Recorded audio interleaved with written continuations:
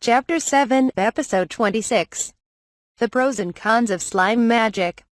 I'm accumulating more and more secrets as I continue researching my slimes. On the other hand, it meant that my research was valuable and useful. And not that anything could be dangerous if misused. Speaking of secrets, Kiralul turned to Fernobelia. Didn't you have something to discuss with Ryoma? You do? Remember how you used sand magic the other day by combining familiar magic with the synchronizability of the slime? There's a few things I wanted to go over with you. You know, it's really rare to see Fernobelia join in the fun like this, even though we had Seralipta's thing to deal with. Kiralul added. Fernobelia had something that important to discuss? If I had known, I would have held off all of my ramblings about my slimes. It's alright. I appreciate your enthusiasm for studying topics of your interest. Sharing your findings is also an important aspect of academia. Thank you. I wondered what was there to discuss about my technique. Could it be? Before you get your hopes down, I won't tell you not to use it. There are a few things you should be careful of, but I encourage you to use it as often as possible. Kufo mentioned the reason why you came to this world. I won't go into detail, but after examining your new technique on our end, we found there's a chance it improves the magical energy of this world. What? Well, the effect is indirect and minuscule, Fernobelia continued. Many a mickle makes a muckle, as humans would put it. The accumulation of small efforts is sometimes needed to solve a great problem. We can't afford to overlook any influence in the right direction. I never would have expected that spell to have such a side effect. On a personal level, I used magical energy when I cast spells. But that increased the magical energy on world level. If it piques your interest, you should study it. It only produces this result because of the slime's involvement in it. Really? Fernobelia affirmed. It didn't seem like he wanted to withhold information from me but left me room to do my own research and let me continue my hobby of researching slimes. As the god of academia, he must prefer humans to reach their own conclusions if it can be helped. There are 3 points you must be careful of. Its effect, its uniqueness, and the effect it has on your slimes. As you must have already noticed, your technique allows you to cast more powerful magic and have greater control over it. Combining your large stock of magical energy and a great number of slimes, it has the potential to yield similar results to the calamity magic that once threatened this world. Calamity magic. I've never heard of that before, but it sounds less than peaceful. It was just a combination of ordinary, elemental spells. The one who wielded those spells, however, was another traveler from Earth, an ancestor of the Duke you've befriended. The one who specialized in magic? That's the one. He created powerful magic with his scientific knowledge and fired it off as he was told, causing massive casualties. It was wartime, after all. Eventually, it came to be called calamity magic out of fear and respect. We considered it impossible for a spell like that to be created again. Certainly not by anyone native to this world, and not even by a traveler unless they also specialized in magic. With you and your slimes, however, I see a possibility of it in your future.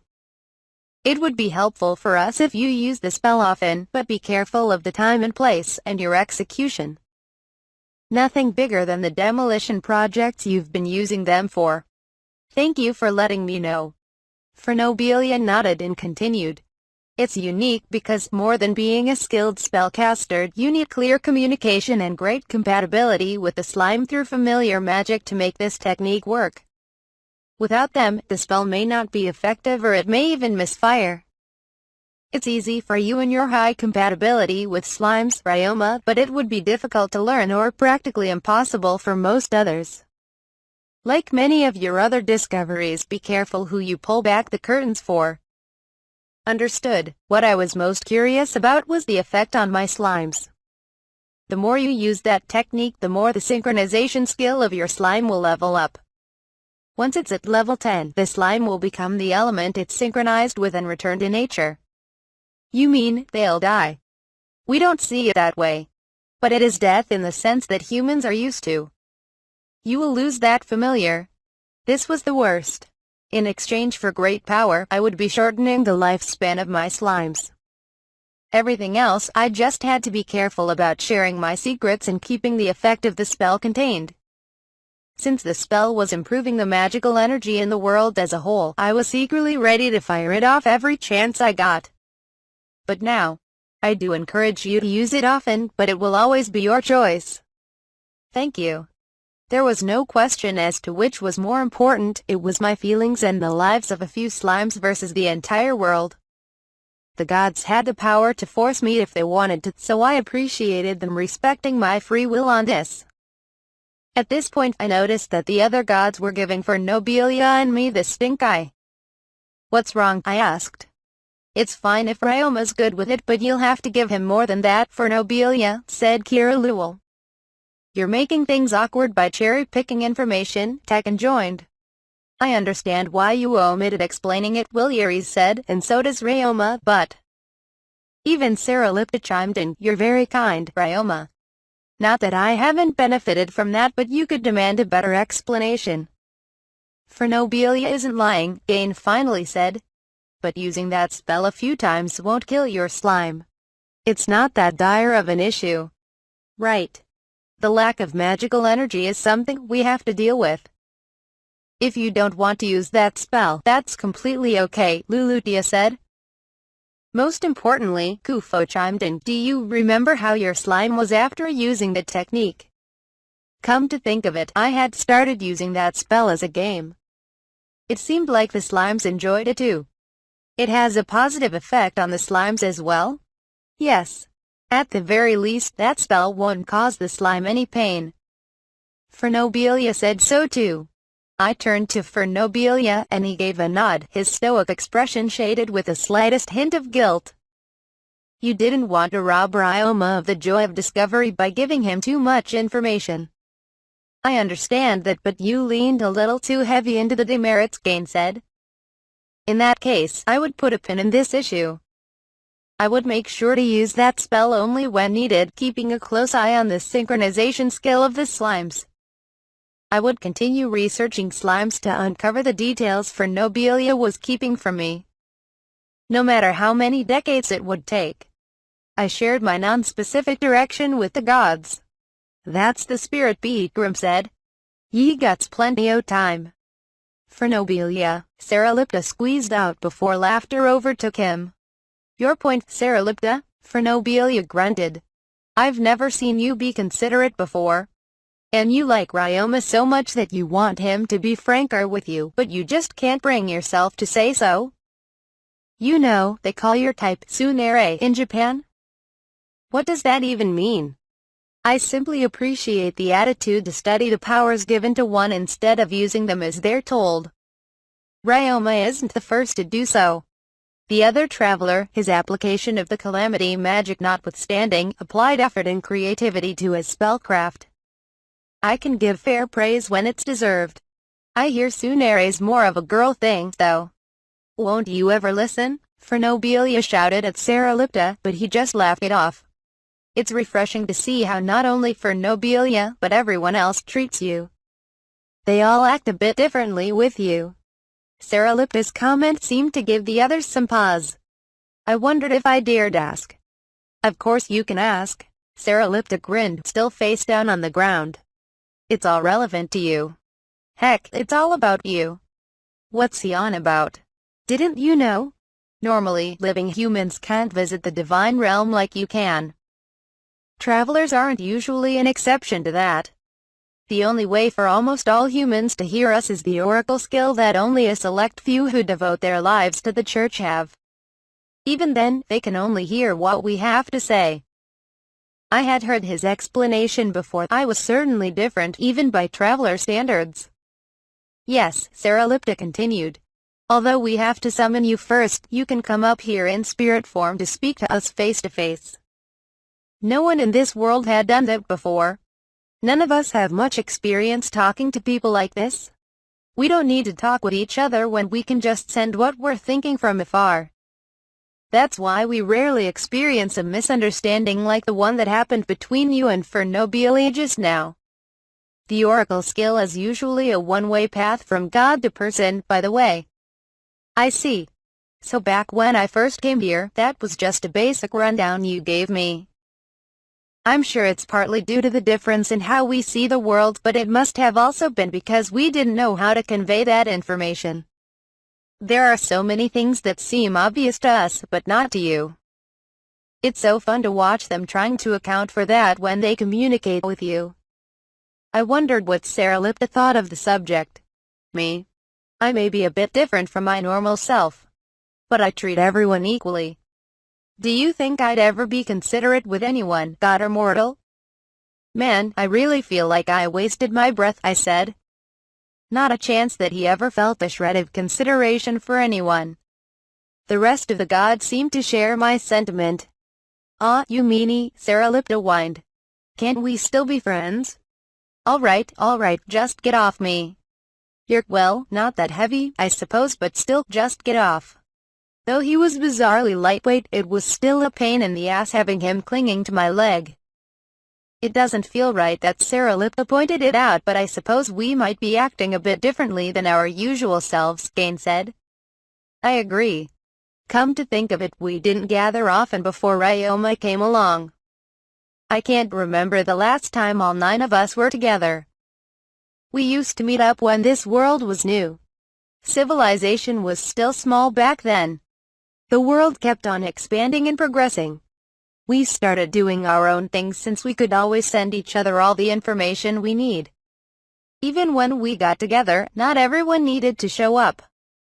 Upon self-reflection, we only met out of necessity. Even when we met up, we never used to just talk over some drinks. Maybe this was akin to working from home for too long. Not that I wanted to conflate their divine powers with the technology on Earth. It's very similar, Gain answered. In our case, we may not see each other for centuries or even millennia. Especially one of us who I can't even remember when we last saw. We need to show a bit of gratitude for Ryoma giving us more opportunities to meet. I didn't do anything myself, but that's good to hear. If they were happy, then so was I. Was there anything else I wanted to talk about? I could talk about slimes for hours, but anything else important? Like, well, you know. Well, we won't avenue to warn yas too often. I gots plenty to tell yas about farmin' and all, but no sense droppin' all that on ya before ya come round on what we're discussin' now. That's all the input I got fair today, so, Grimp gestured to the rest of the gods. I'll start the voice by my foot said. Go on. No need to be so on edge. This was something I discussed with Kira Lul as well. With me? What is this about Sarah Lipta? Don't you remember? We're talking about how Ryoma should train his sixth sense. Sixth sense? I remember you mentioning something like that during your punishment training. Thought you were just trying to buy time for a break. So they did really discuss it beforehand. What did they mean by sixth sense? You're pretty brain-heavy, Kira Lul said. I guess so. I can't really tell. It's not a bad thing, she continued, depending on the time and place. If you want to explain something, for example, you should make it logical. But sometimes, you just need to take action without working out the logic. I agreed, and she further clarified that, while it varied from person to person, there should be a healthy balance between logic and impulse, and I was leaning too heavily into the logic side. Sarah Lipta and I agreed that you're actually more inclined towards impulse, like a sixth sense. Really? I think your previous life might have conditioned you to be more logical in your thinking, Sarah Lipta said. Many people experienced in their craft in this world might rely on their experience or intuition, but logic and data are given more weight on Earth where technology is more advanced. You had no choice but to build a logical thought process in a world like that. Your aversion to interpersonal communication might have made you practice your logical thinking more. In exchange, you can't take full advantage of your talent. You say that. Remember how you said you messed up the other day? Yeah? When the air in the city and the meeting hall reminded me of how my office felt on Earth. That's it. If you had been able to grasp that feeling accurately, you might not have gone rogue. I just had a bad feeling. I can't explain it. Saralipta dramatically pulled himself up to give me a "you just don't get it, do you?" look. I wasn't going to give him the satisfaction. Stay calm. I don't get it. Explain. Oh, alright. Intuition and sixth sense might sound a bit vague, but I'm not just blowing smoke here. Humans learn and adapt. Most mortal creatures do, of course. Let's say there's a dog and its owner. The owner beats the dog with a stick day after day without reason. How will the dog start to act around its owner? Cower or run from its owner, or show animosity and fight back? Something like that. The dog would stop showing affection, at any rate. Why is that? Saralipta asked. Getting beaten hurts, and it might get hurt. Why would the dog want that for itself? Exactly. The dog learns that getting beaten with a stick hurts and that its owner is the one causing it pain. Like Ryoma said, the dog will then try to get away from the source of its pain or try to get rid of it. Either way, it will act to avoid any danger to its well-being. That's self-preservation. An instinct that any creature has. And even artisans treasure experience and instinct built from it. Right, Tekken? You could say so.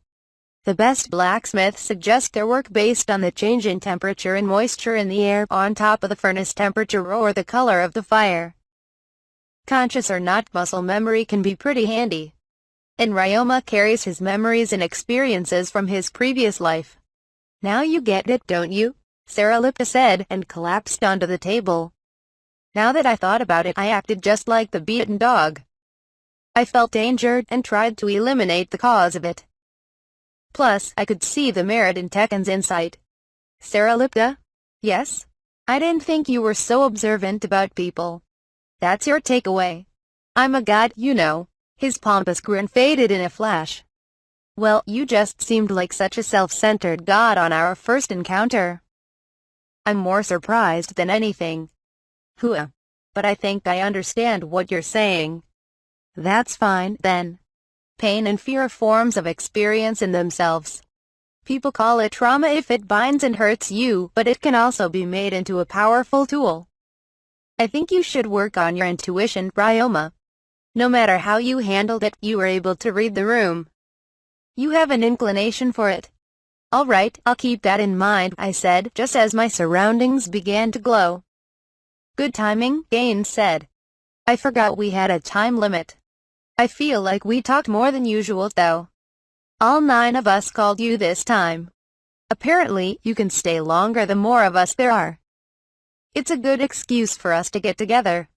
We should do this more often. Are you going straight home after this, Ryoma? Saralipta asked out of nowhere. After I'm back at the church? I think I will. I don't have any more plans, so I might go home and look into that spell in the synchronizing slimes. Oh, you do have something? I wasn't planning on it, but I might stop by the orphanage. The one you rebuilt, right?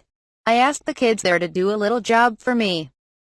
I'm sure they're doing fine, but I want to check in on them. Sure, why not? Saralipta responded as if he hadn't just asked. On second thought, it was more like 3 nights before the end of the year. Huh? Be at the abandoned mines alone. You might find your way. Here. It became brighter around me, signaling the time for my return. Bye-bye. Time's up. See you next time.